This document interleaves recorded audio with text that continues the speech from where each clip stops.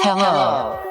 You are listening to the Carroll Connection with your host, Garrick Carroll.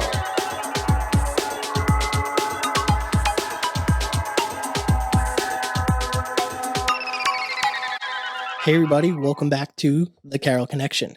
I am your host, Garrick Carroll, here to bring you guys another great episode. I did want to take a chance to shout out last week's episode 85. It is 2021 year in review.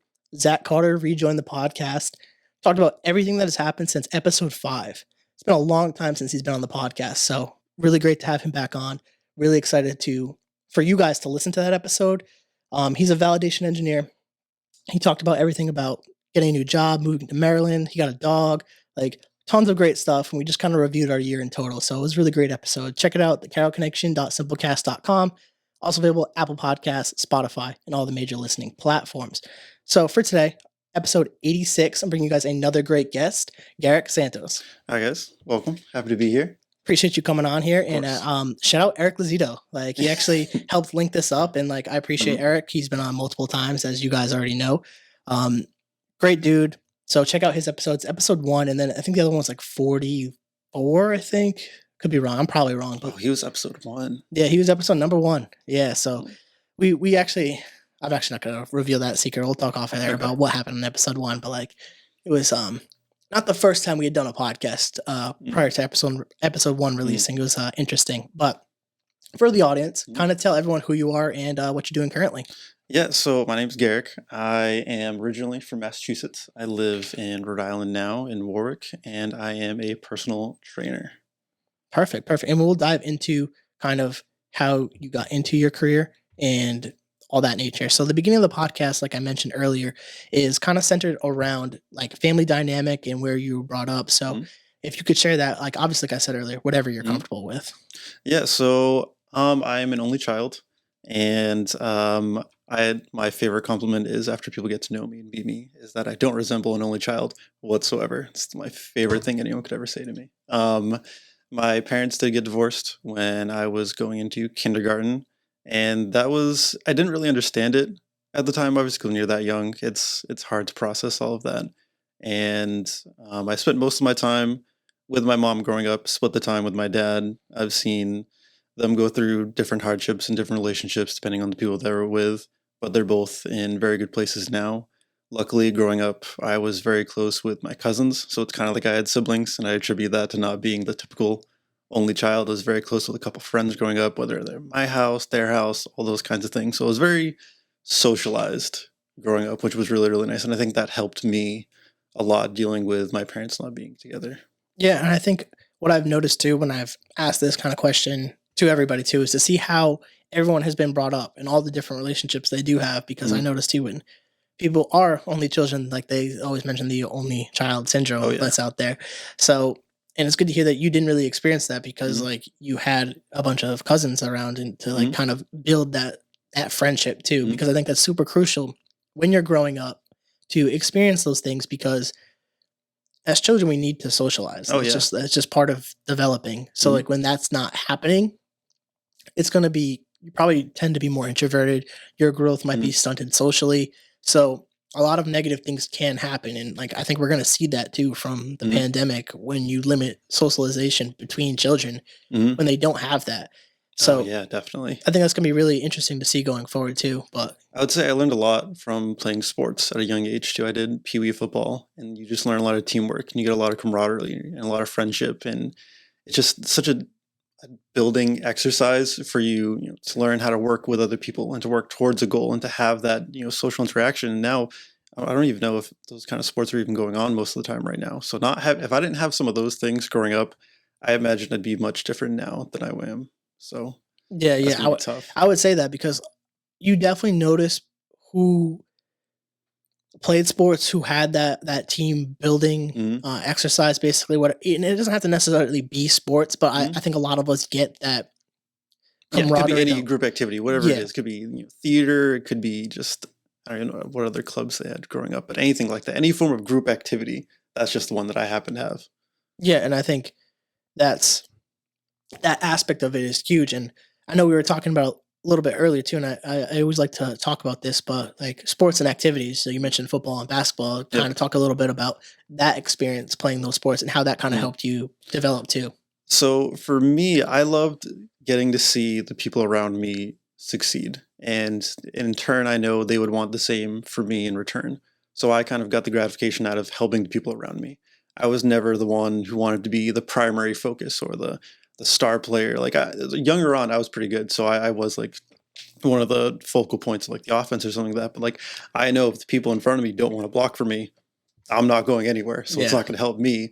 And so luckily, I wanted to build a relationship with them. I wanted to hype them up. But I loved seeing the excitement in them for me or me for them in whatever terms it was. And I see that now in my current life. And the same thing in basketball. I wanted to be the one setting up my teammates for success. And I don't really know what drove that, to be honest with you. Maybe it was not having that at home all the time because everything at home was centralized around me. So when, luckily, for whatever reason, when I wasn't home, I wanted to do that for others, mainly, I guess, because I knew how it felt for me. So I wanted to see them feel the same thing. And that became very rewarding to me. So that's what I really took out of sports and all that stuff. Yeah, I think it's a really valuable lesson to take from sports. As you guys know, I always talk about football when we talk about the sports conversation and like how that really did shape my personality to a certain extent and taught Mhm. me a lot of valuable life lessons between the coaches and my teammates. I think one of the most important lessons that I ever learned was like kind of like how to take accountability and Mm. how to look myself in the mirror for like if we had a bad performance.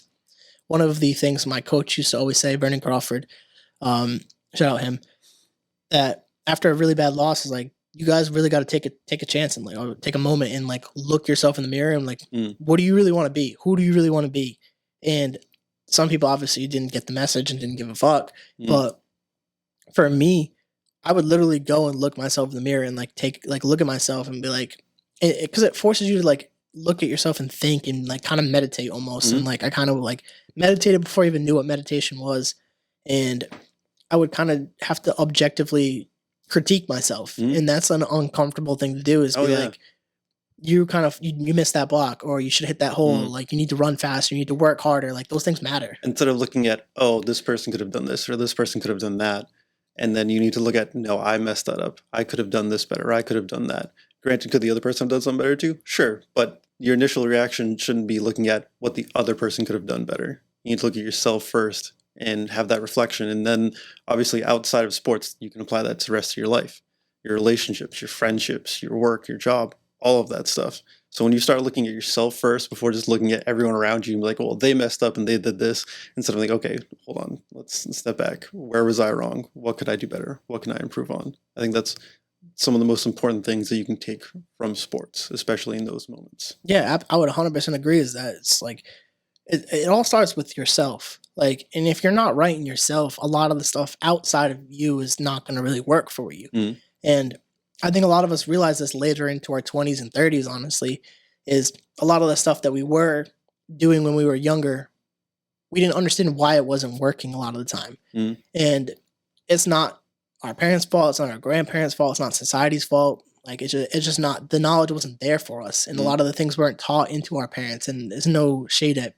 parenting. Mm. Just we didn't have the tools and the knowledge that we do, at least now we do, between the internet and like social media, and there's a lot of knowledge being put out there and how to raise children, how it like our brains do develop and how things can be affected. Mm. So now that these things have been put out there, I think it's going to be easier.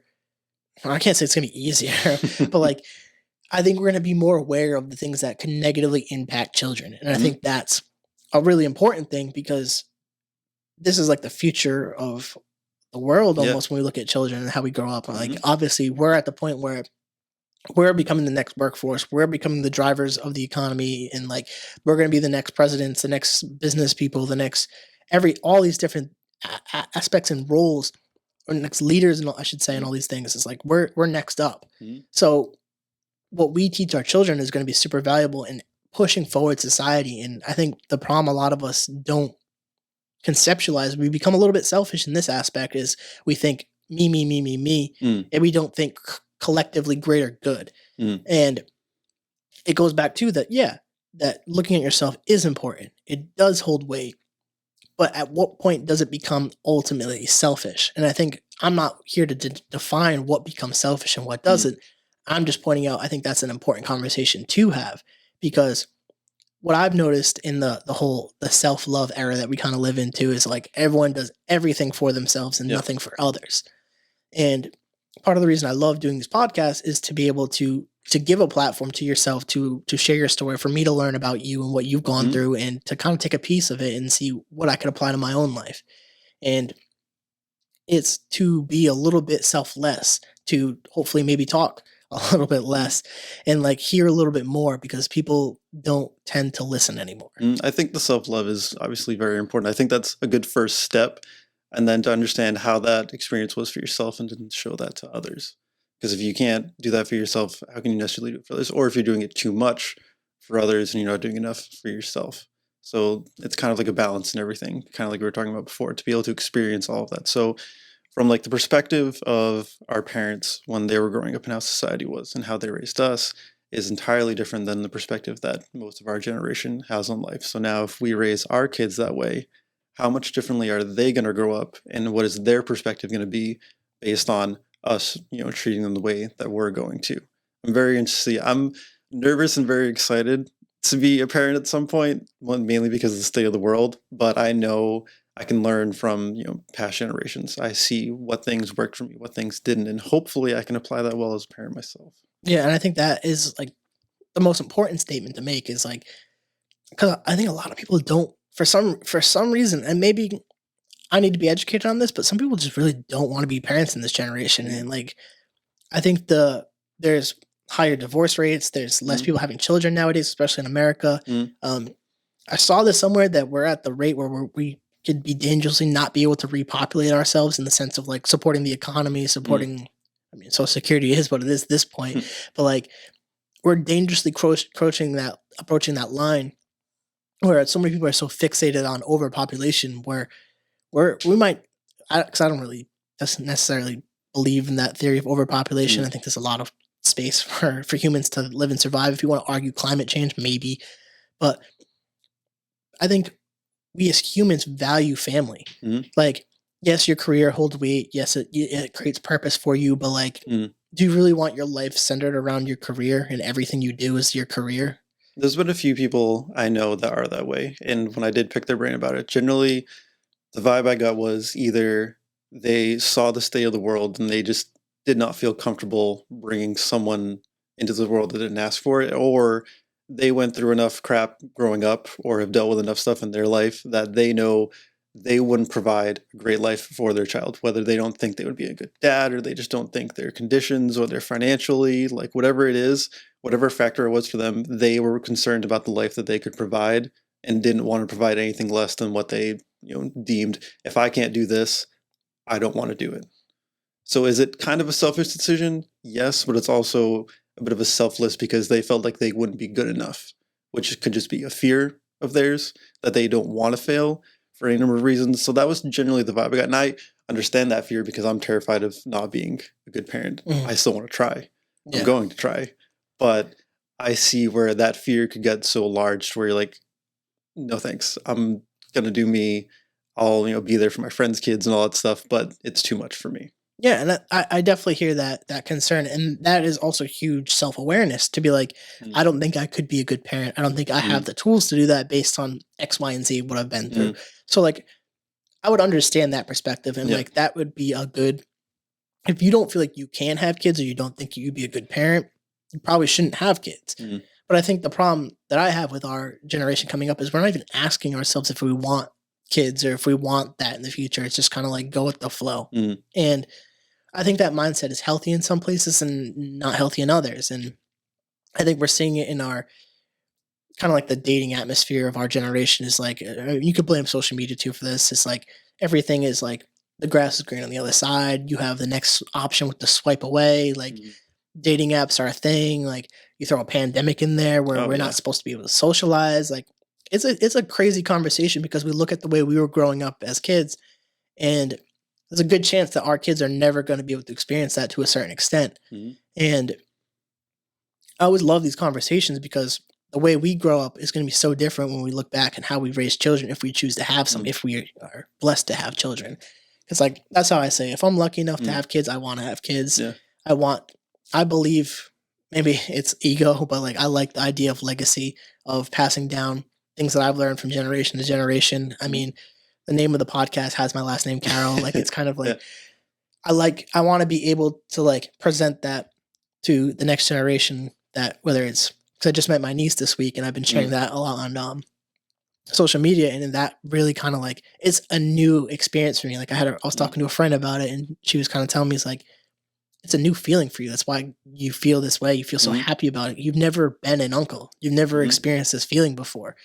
And I don't know if you have any nieces or nephews, I but do. like it's this weird love because it's like they look like you, obviously, and it's like it creates this weird. I don't know if it's something in the monkey brain that's going off that it's Yeah. just like triggers something in you, and like I can't even like explain it to a certain extent. There's just a lot of love for it, Mhm. and it makes you feel kind of whole as a person. It's really Mhm. interesting. I see that a lot in my dog, to be honest with you. Yeah. If anyone's a dog person, you totally understand. And she is the first dog that's been my own. I grew up with dogs, so I've always loved them, but I've never had my own where she's my dog. I raised her, I taught her everything. The love that I feel for that animal is just it's crazy. And I can only imagine how that's going to feel when I have a kid. So she felt like a good practice in a way for a kid to understand what I'm going to be like as a dad. When it comes to other people's kids, I'm not very about that. Like other people's kids are other people's kids. Yeah, I'm yeah. not a super big kid person. I never have been.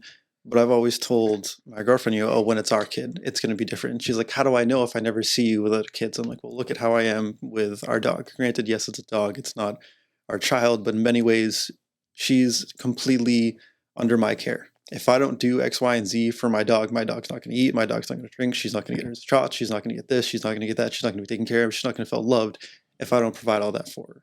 So obviously it's very different, but it's very similar in a lot of the ways. And I think she would agree that she sees ways that I'm going to be a dad in the ways that I am with our dog. And that's kind of the love that I think is so important to have. So when we had a dog prior, it was my girlfriend's dog, and he was about 14 years old, and he passed away a couple of years ago. It was extremely hard for her because that was her childhood dog. I had been, in the dog's life for a few years, and it hurt me to lose the dog. The first few weeks following that were very, very hard, especially for when you're not coming home to that unconditional, happy love of a dog and coming home to an empty apartment. It's tough.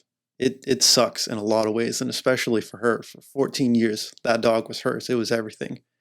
And we lasted about a month, and we're like we need another dog. We miss that part of coming home to something that is just so happy and comforting to see you. That when we got her, it was a different type of love with her, but it filled that void of just like emptiness that we felt at home because it was affecting our mental health in a lot of ways Yeah. where you don't have that anymore when you're so used to it. It's so tough to know you're coming home not having that. And it was really, really hard. And she absolutely has exceeded expectations. You never feel alone. You never feel not loved. And that just instant boost of certain. When I let her out of her crate and her tail's wagging like crazy and she's just jumping all over me, super excited, I'm so happy in that moment. Yeah, I think I'm unfortunately approaching that with my dog. We have a family dog that's 13 and she's getting up there. She's Shih Tzu. And we see the signs and like it's going to be pretty devastating to not have her because she's the first person you say hello to, the last person you say goodbye to. Like it's a unique experience because it definitely everyone treats their animals as their own, like their babies basically. Yeah. So to lose that, it is like a trial run for children, and I think if she had any concerns about you being a dad, I think there's just this biology behind that as men that if the child isn't ours, we don't feel a certain way towards it. Like it's not like we hate the babies. Like I'm not just like like we just there's a biological thing there that triggers in our brain that's like it's not our kid. We're not attached to that baby. Like a lot of the times, and obviously we're being very general, that women are more nurturing. So they're going to feel a certain way towards other babies and be that way. They're more social creatures than men too a lot of the times, based on a balance of probabilities. But when you do see a baby that is related to you and like there is like a weird pull on you and like that is something I felt this week and it's kind of really made me looking deeper too, because I'm definitely pretty self-reflective as a person. I like to think, and I've already done the process of like I'm definitely gonna have kids. Like Mm, that's something I do want because I'm a big family person. I think family mm, brings you a lot, and like there's a lot of love to be yeah. had there because the love that you have with a legitimate family is different than the love you have with friends. Yes, friends can be family, and there's our unique circumstances, but when it is blood, we can't beat over the fact there is a difference. Like Mm, there is just biological things there that trigger the reactions you have with family, and I don't know if in society we're just trying to make things normalized and all those things, and I'm here for that mm, to normalize that feeling of love. But I think maybe just me growing up with the two parents and all that stuff, like from my perspective, that is something that I do want mm, for my kids that I valued as yep. a child growing up, having my mom around, where she chose to stay home and my dad was the breadwinner. That was everything. I wouldn't be the person who I am if I didn't have my mom there to help me with my homework, to help me with making my lunches, to bring Yeah. me to my sport games too. She used to take me and my friends to the gym so we could work out for football and Yep. would wait for us to take us back home. Mm, Like that I wouldn't if I didn't have her doing those things and say she was working like a 9 to 5 job, I would mm. be a totally different Oh person. yeah, my mom was my number one fan growing up. She still is. All the sporting events, all that stuff. She was always there. She was the one taking me back and forth most of the time. So it's definitely great having that support. Even though they weren't together, they both made the best effort that they could. And she, since I was with her more, she made that extra effort, and it was just amazing to always have her there. Yeah, and it's like it's an underappreciated role in society, which Mm, is unfortunate. Being a mom, being a stay-at-home mom, to a lot of the time mm, is underappreciated. That should be one of the most celebrated roles because you are literally creating the next generation of human being. mm. Like it doesn't get enough appreciation. It's crazy to see nowadays that some stay-at-home moms get like shit on for choosing that. For like, what do you think? They're like being lazy? Is that like the perception? You Yeah, think there's a no, they're perception doing out the there. It's crazy. most. Well, hopefully they're doing the most. If you are given the opportunity where you can be a stay-at-home mom, I hope you're embracing every part of that because you're never going to get that back. And you can, like you said, you have such a big impact on that kid's life. And if you even are just trying, you're already doing the best. Yeah, the development ages like from birth probably to so let's say 6 or 7, which is round it. That is such crucial years for development, and Mm, the mother has such a huge role into that. I tend to think once you get to more adolescence, that's when the father really comes into play with mm, the being a little bit more discipline oriented, a little bit more, hopefully a little bit more masculine in laying down the rules. Because mm. I definitely feared my dad more than my mom growing up. Like, so uh, obviously it differs between every house, but Portuguese is just the way it was in mm, my household. So I definitely value those relationships, and I like the fact that we could have this conversation, especially as two men. Most men don't talk about the idea or the concept of children or having mm, children in relationship towards children, mm. and it's interesting to dive into this conversation too, just because like people just really kind of like, especially now, just kind of walk over it. We don't talk about it, just like Mm. is what it is, and like it's kind of goes into hand with the mental health aspect too, because like to be honest, there's nothing like seeing a baby that gets me happy, especially my niece. Like, this, like you see a baby smile. You can see a baby smile at fucking Walmart, and you're gonna smile. Like, Yeah, if you because they're don't, you're probably adorable. if you don't smile, like you're a questionable person. I'm not gonna lie. Like, It's like walking by a puppy and just being like, "No, that thing's not cute." Like yeah, it's adorable. that's questionable. Yeah, Like, it's kind of sus. yeah. But like, I want to turn the conversation a little bit towards your decision to go to college, and then Mm, obviously we talked off air about your reasons for leaving. So mm, we'll talk about that experience now. mm. So I kind of felt pressure that if you don't go to college, you're not going to be successful. Like, you're not going to be this. You basically need that to get a job, to do anything you want to do. Blah blah blah. And making such a big financial decision and a long term decision of okay, I'm going to do this for the rest of my life, and it's going to be a huge financial burden at the age of 18, 19. Yeah, that's a great thing to do when you're that young. Before you even really know who you are, you need to decide those two massive things. And you got to pick the right school, and hopefully it doesn't suck, and this, that, and the other thing. And it was really, really hard. I went to community college for a couple of years first because I didn't know what I wanted to do. And I figured, okay, at least I can get some base classes out of the way. They'll transfer over, and hopefully I know what I want to do by that point. And it was terrifying. And I knew a lot of people that changed their majors several times. And that stressed me out. I'm like, I could not imagine doing that. I can't even figure out one thing I want to do, and now you're jumping all over the place. Like that scares the crap out of me. And eventually I decided on something, and I liked it, but I wasn't sure if I loved it. But I was like, well, I'm not sure if I'm going to love it until I get into it.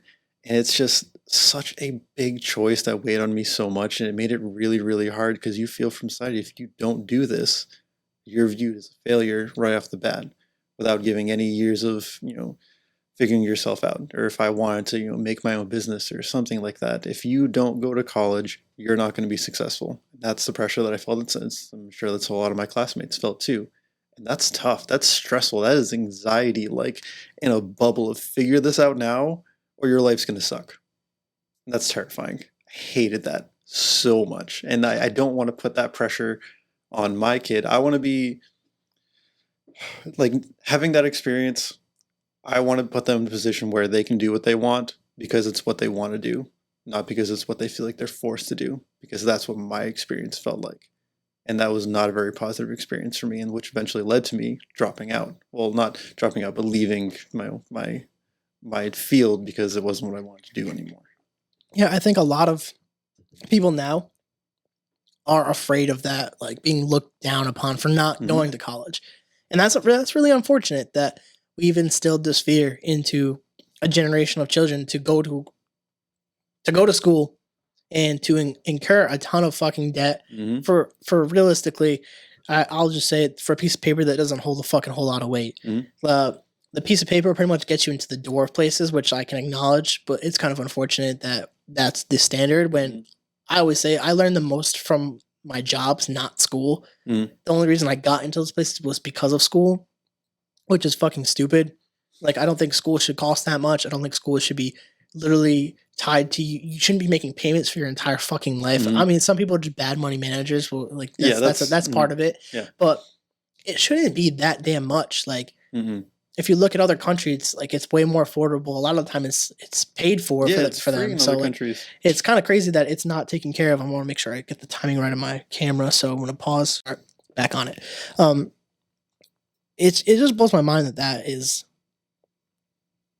the way it is, because I felt that same pressure, and like I wish I went to community college first because I would have saved a ton of money and I got the same degree. Yep. And a lot of people feel that way, but the stigma was you go to community college, that's kind of like yeah, I even felt that way just going to community college too. I felt the same way. It's sad that it is that way. So when you went to school for what you were studying, is that what you thought you wanted to do at the time? Then while you were doing it, you kind of were just like... Yeah, when that was, I went and I toured and I saw everything and I was like, wow, this is really cool. Like, it really piqued my interest, and it's what I wanted to do at the time. And then a couple of years in, I was looking at where some of my peers were going for work, and I was really looking at all the stuff we were doing, and I was like, yeah, this is cool, but I don't feel the same way that I did 2 years ago. And that sucked. And then for like a year, I battled like, okay, I'm too far now. Like, what am I going to do? Like, I already accrued this debt here. I'm this far in. If I try to switch my major, then I'm a couple years behind. And then like my other people that I went to high school with, they're going to be graduating with their degree, and I'm going to be halfway through my degree. And like those thoughts crept in, like, oh, I'm going to be behind. And I'm comparing myself to other people. And I was like, hold on. I was like, I need to think about my life because it doesn't matter what the other people are doing. And that was very, very hard to not think like, oh, so-and-so is going to have their degree and in their field for a couple of years before I can get my degree. I'm like, well, if I hate what I'm doing and I don't want to do it, does that matter? And it was hard to take that away and think, no, it doesn't, because no matter how much you tell yourself other people's opinions don't matter, it's hard not to think about them or how they might view you. And eventually... And then the other part was, okay, well, if I don't want to do this, what the hell do I want to do? And I'm figuring this out now when I'm 3 years into this degree. Like, great, this is even worse than a couple of years ago before I made this huge financial decision to figure out now I have this burden on me. Now I'm going to drop that and do something else. That was hard. Yeah, that's a fucking hard ass decision because, like you mentioned, the fear of realizing, like, hey, I just spent 3 years doing this essentially, and like I'm gonna just stop now. Like, that's a hard decision. Most people cannot make that decision. It's terrifying. Some people would rather just go through with it and do something that they don't enjoy. And that's why we have a lot of people doing what they do now, because they didn't have the courage to be like, hey, I don't want to do this anymore. And it's kudos to you for acknowledging it in the moment to have the kind of the self-awareness to be like, this is not what I want to do anymore. Because I've been in toxic work environments where like I had to kind of battle my own thoughts and remove myself to leave a job, to leave the comfort, to have people tell you, hey, don't do that, to not do that, like to fear how other people are going to perceive you for leaving.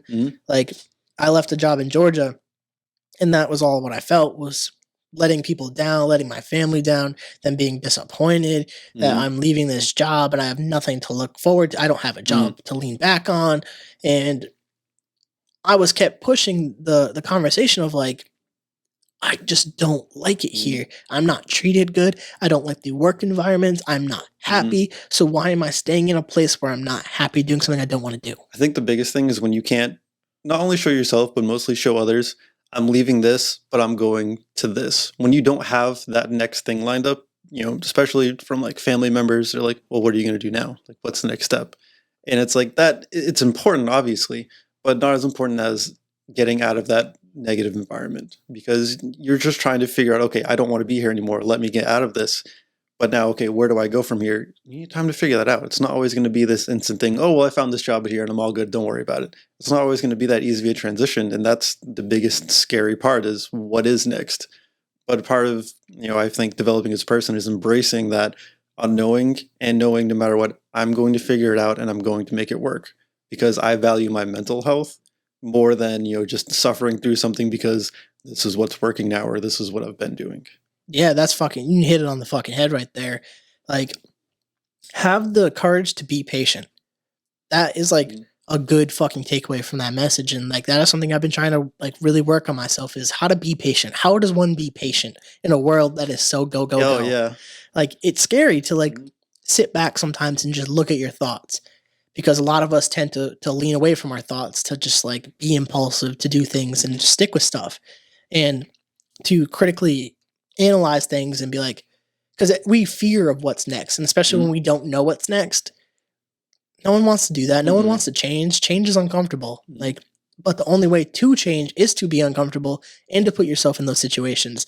So you have to do that as a person. Like, some people might look at coming on a podcast as uncomfortable, but like once you experience it and you go through it, you could do almost like a variety of different things, and like you're putting yourself out there in a way that you've never done. It's a new feeling, a new experience, and new experiences add to you as a person when you're trying to develop who you are as a person. And I see a lot of that when I have clients come in. Usually they're people that are inexperienced or have never even been in the gym. Sometimes I get people who are, but mostly it's people who are terrified of the gym, who have never been to a gym, or are scared to look funny in front of someone else doing something that they haven't done before, or just challenging themselves to make that change and be like, okay, I'm going to go to the gym. I'm going to make this change for myself. And it's usually something that they haven't done before. So getting them to experience something that's uncomfortable for them, and I need to make that comfortable for them. And then to talk about, you know, that instant gratification, going to the gym, you can go for, you know, a couple weeks and you might not see a difference. You might not necessarily even feel a difference at that point, but it works. And trying to convince someone that that is okay, that you will get there, you need to stick to the plan and it will get you to that point where you want to be, is very, very hard, because, you know, you want that instant gratification. I want to go to the gym and I want to feel and look amazing in a week or two, and that's just not going to happen. So it's very hard for some people to accept that and think, you know, I'm not going to get this weight loss in a couple weeks, because it's not this 30-day fix. It's not this, you know, one trick that fixes it in a week for you. It is more so a lifestyle. It's healthy habits. It's building things that hopefully I can teach you and that you carry long after you ever are done working with me. That's my goal. If I can create habits for you that you uphold when you're done with me, I'm very, very happy trainer.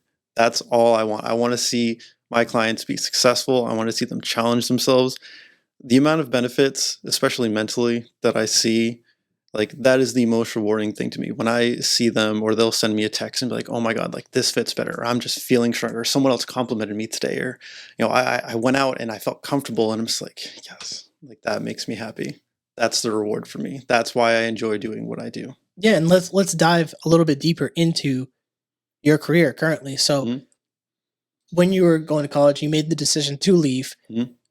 What made you go to, hey, I want to work in fitness, I want to be a trainer? Like, what was the push, the decision, the drive? So it was something that I had done for, you know, 10 years at this point for myself. And most of the time it was usually with a friend. And it became a very positive bonding experience for us. And I saw what, being healthy did for my physical and my mental health. I saw how it made me feel and the way I felt about myself and the way it made me challenge myself and show myself, if I stick to this, I get something out of it. I put all of this time and effort in, and I'm getting everything that I want out of it. I didn't get it right away. It took time, it took mistakes, it took failures along the way. But throughout that process, I became a better person. And I thought, if I can do that for other people, if I can, make a living and help people feel the way that I do from this, that's everything. That's all I want. Like, that is the ultimate path for me, where I know I'm not going to get sick of that, because I'm in the gym all the time myself. So now I get to help other people do the same thing and feel mentally better about themselves and physically. That's the most rewarding thing for me. So that was the biggest driving factor of, okay, I love this. Hopefully I can show other people to love this the way that I do. And I'm never going to get sick of that. Yeah, what was the process like to become a trainer? Did you have to do any like schooling or classing or something so like that? I went through ACE, which is one of the certifications, is like NASM and a couple other ones. And I studied for a couple months. There's like this whole study guide. They have like quizzes online, and you need to learn all about the body, the way it moves, the processes, muscle repair, breakdown, injuries, all those kinds of things, and how to help different forms of clients. You work with young people, old people, knee injuries, back injuries, and you need to understand how to help them. And then you also need to understand the mental side, for them, of how to get them to buy in to the process. And that was one of the biggest things. And so eventually you end up taking a big test. And if you fail, you have one more attempt, and then you need to take a whole another couple months and then try again. And luckily, I passed with flying colors my first time. And it's something that you re-up on every year. You can get extra certifications for like group classes, or even being more like kind of a coach and things like that. So that's something I'm looking to invest in the future as well. Yeah, and it's cool to see you for finding something that you really enjoy doing. Like, I think that's what the reason I always like getting people like yourself on the podcast is you have found something that lights you up differently. Like, clearly when you talk about training people and helping people, like the way you talk is way more animated. It's more interesting.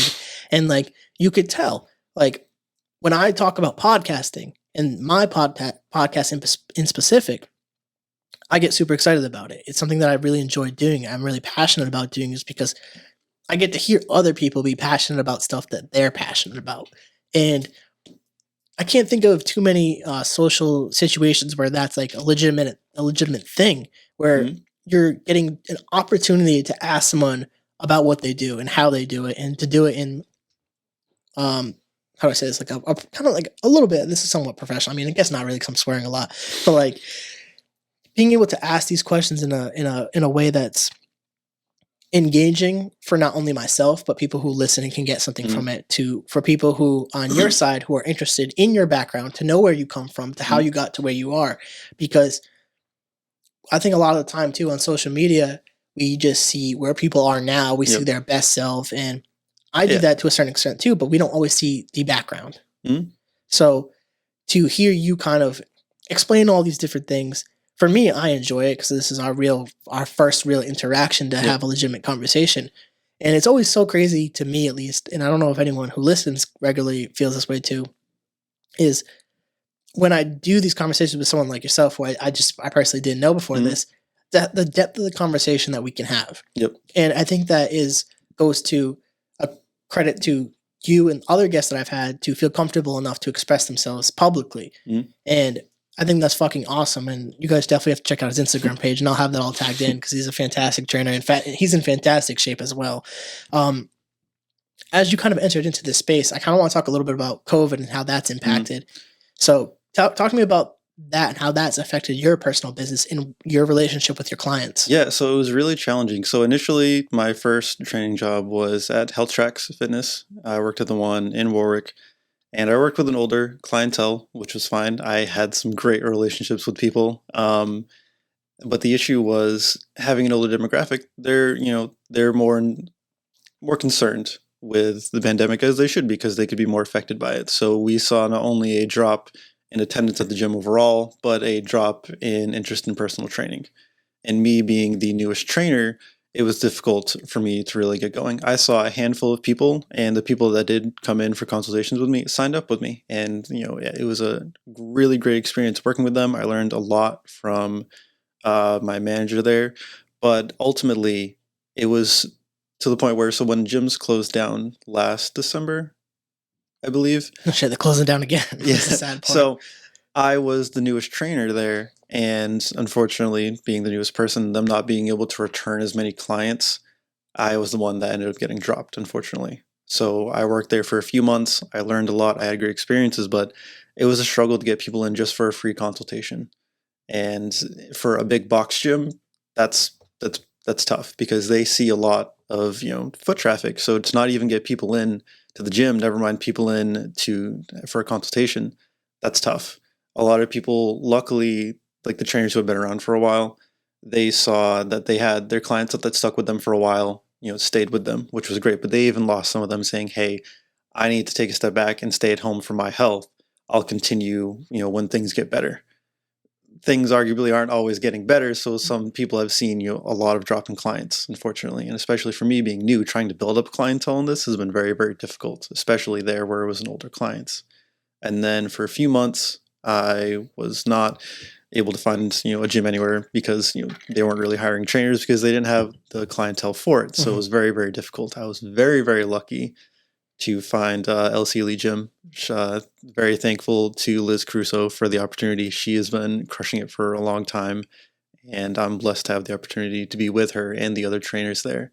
They are it's such a positive environment there. And even though it's still tough currently for me to build up clients for whatever reason, whether it's, financial hardships for people, which was another thing. I had some people come in and say, I love this experience and I wish I could afford it, but I can't because it's not the cheapest thing because, it is a luxury and it's hard for people to afford that, whether they're not budgeting appropriately and they're spending a lot of money elsewhere or just because times are tough right now. Like gas is extraordinarily expensive. Other little things are extraordinarily expensive for no reason. So that's another challenge that I've kind of been facing between people not feeling safe enough to go out or even financially stable enough to afford this. Yeah, it's a difficult time right now for the entire fitness industry, and I've been seeing that too. Gyms closing because they can't get people in because they're not allowed to. So things are very difficult for people in that space, and I'm totally empathetic to that. It's crazy to me, and like I told you off, that we are preventing people from going to the place that's going to keep them healthiest to protect them most from COVID. And if you aren't into fitness, at least get into working on your diet. And that's where I want to take the conversation next, because that's something that we've talked about. Yeah. That's something I'm a big proponent of, is that your diet is a huge aspect of your fitness and your health. So I know you wanted to kind of go off on this, so go ahead. So a lot of the times when I have clients come in, they ask me, about the nutrition side. So I'm not a nutritionist, so I would never tell people you need to eat this, this, this, and this, and this. I'm never something I'm going to do. What I do offer is I offer calculating their macros and stuff like that. But generally, when they come in and they give me their current ideals, because I ask them, what's your nutrition like? What's kind of your relationship with food right now? And it's usually either they're not drinking enough water, they're not eating consistently enough, they don't have time to eat throughout the day, so they're not even eating enough to begin with, or they have a couple snacks that they just can't resist, or even sometimes I have people who are like, oh, I did this juice cleanse, or I'm on this 30-day fix, or I'm doing this, or I'm keto, or whatever it is. Now, certain diets, like if keto works for you, by all means, go for it. I love carbs too much. A lot of people love carbs way too much. You just can't do that.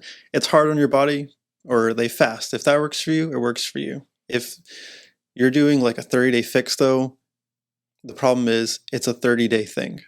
If you're not able to sustain that over time, then it's not really fixing anything. I believe it's causing more of a problem. Because after that 30 days, what did you learn? What are you going to go back to? Probably the way you were before. And then you're just creating a cycle of not actually getting anywhere. Instead, if you take those 30 days and you decide, I'm going to start making better habits. So, okay, how do we do that? Some people can go cold turkey and cut out, no more soda, no more junk food. I'm eating healthy. I'm eating this. I'm eating that. No more of my favorite foods that I know are unhealthy and this and the other thing. You can do that. Very strong-willed, more power to you. However, that's not very doable for most people. I know it wasn't doable for myself. So start small. If you're drinking like 5 sodas a day, cut it down to 4. go another week, cut it down to 3. If you're eating fast food 4 times a week, cut it down, one at a time. If you cut that all out, your body's natural reaction is going to be, this sucks.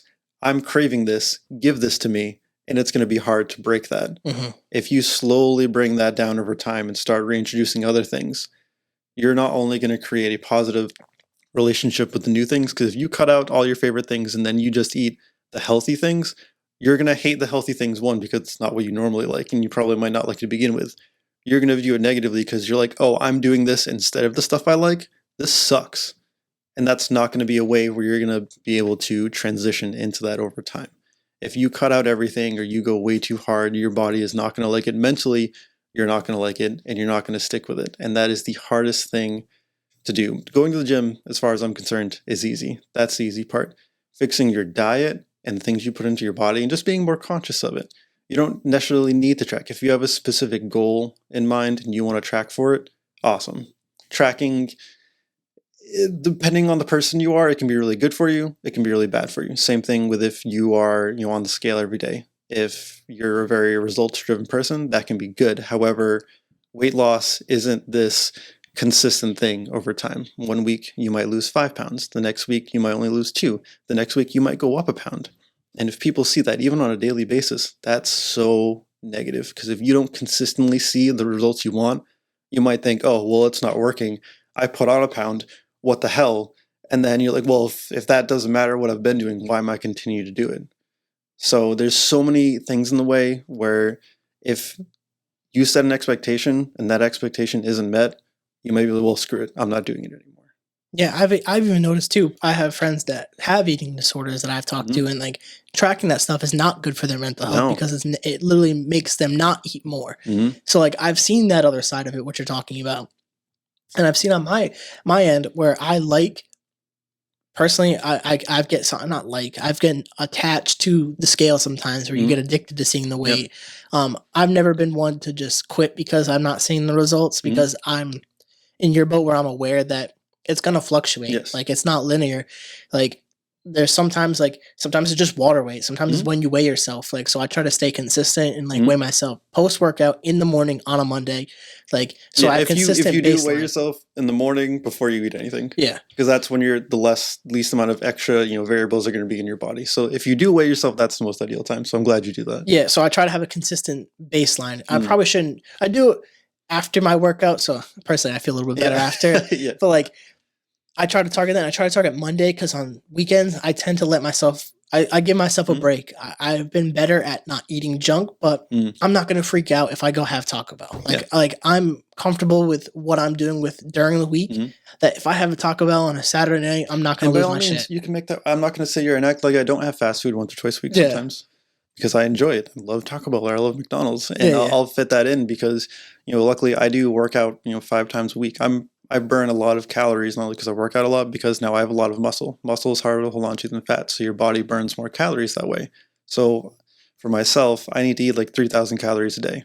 Whereas if you're, especially for girls who are generally smaller, where their intake might be 2,200 or something like that, having a meal from McDonald's could be like 1,000 calories, and that's half of their intake right there. And that's really hard, especially for someone smaller to manage. But you can make your favorite foods still work. Yeah, and I think that's a huge aspect of it too. And like, I use I think it's MyFitnessPal because like it's not the most accurate all the time, but it gives me a baseline to estimate off of. Because like I'm not the type of fitness person that's going to measure my food, weigh my food, do all that stuff. I just want a ballpark. Same thing with the Apple Watch. It's not the most accurate number, but it gives me a number, and I can work with that. Because I could ballpark, hey, I probably shouldn't eat that. And like, I like the MyFitnessPal because I can scan everything. And it has a huge database where I can pick from. So it gives me a good idea, and it has where you could enter your weight so you could track it. And like, it's all in one place, and it's super user friendly because it takes my workouts from my Apple Watch and plugs it right in. So I found that for me really works. I don't usually do it during the weekend because I kind of just don't really pay attention. I still work out. I've been better lately of working out 5 to 6 times a week, 2 of the times. So 4 times will be with weights and cardio, and then 2 times will just be cardio. So I personally like cardio, but I kind of fucked up my knee like a couple months ago. So like I've been just starting to like open up the door to running again. So I just personally like running. It's very it's kind of like a meditation for me. Mhm. But love a stationary bike is something I've always really enjoyed to do. I have like my own little weight setup that you can check out. It's like Yeah. bench, squat. Got the squat rack attached to it. Got Yep. weights. Got everything I need to do what I do. Mhm. And it's been super crucial during this time of like COVID because haven't had to go to a gym. I don't Yeah. need a gym membership because I have everything that I need Mhm. within my reach. I just wake up and do it. Luckily, we are a small, private personal training only gym, so we don't face a lot of the restrictions or possible issues that a big box gym might. Whereas other places, they have a much higher capacity, and it's not just solo one-on-one training where they have a lot of people coming in, so they need to require masks, or they might have to shut down due to issues where we're one-on-one. There's maybe at most 10 people in the gym at once. So it's much more personalized and you're not seeing that giant exposure. So we have that benefit that we are a smaller gym. Yeah, and I think that's there we go. Just want to make sure we have plenty of video footage for the second for like we're wrapping up. But I think that's really good that your gym's able to kind of avoid a lot of those issues that big gyms are having. And I think I honestly I like at least from the people that I've talked to, I like when the gyms are more smaller. It creates a better community where you actually absolutely. can like support each other, you can encourage each other, you can even have like those like I don't know if depends on the type of exercise you're doing, but you could have like the max out days or like things like that, like the competitions, and that builds a sense of community that keeps people engaged and going back. Our main focus is the experience that people have at the gym. We want them to have a positive experience, not only for themselves, but with the people around them. Generally, people, they have the same times every week. So not only will they see me every week, they'll see the other trainer every week. They'll see the other client that the trainer has every week. And you'll start to see them and little conversations, little comments here and there, but that builds that sense of community. And from each client that I've had, one of the first things they tell me is, I love being there. They love the experience. They love the atmosphere. It's very positive energy. They're seeing the same people every week. A couple of people that I train are people that I used to work with, and they also used to work together with now. So there's a friendly competition between two of my clients right now and who can deadlift more. But the environment, we want people to feel comfortable. We want people to feel motivated. We want people to have that positive feeling, so they want to come back and they want to see the others, and they want to, see them doing well, and they see, oh, she did this. That's awesome. I'm so happy for her. I want to keep going too, and I want to be there because that's what matters is their experience with us more than anything. Yeah, and I think that's awesome that's what you guys are looking for out of your gym, and I think that's really I don't know what word I'm looking for. Applaudable. It's probably not the word I'm looking for. Yeah, I know. But like it's honorable that you guys do that. And like some people are shady out here with the way they do business, and it's crazy. But I want to start wrapping things up because we are at the end of our podcast pretty much. I do have one more question for you, which is tied to passions. But is there anything that you specifically want to say, hopefully not tied to passions, because that's the last question, that you want to kind of leave people with besides my last question? If you don't have anything, that's fine. We'll go into that. What was it? What was the question? I'm sorry. The question is going to, I don't want to say just say it, but it's tied to passions. Like, I'll just say it. I don't give a fuck. Sorry, guys. The last question is going to be, what would your advice be to someone who wants to pursue their passion? I would say invest into it so that way no matter what, you're going to make it work. Whatever it is, the hardest part is finding what you're passionate about. That could take a long time, but once you do find it, take your time, learn, become really good at it, and find ways that you can provide that for others in whatever that passion is, and just put everything into it. Find ways to sustain yourself while you're building that up, but be so invested that you're going to make it work no matter what, one way or another. Garrick, love that. I really appreciate you coming on this podcast thank you for having me. And sharing everything that you've been through in your life and to what you're doing currently.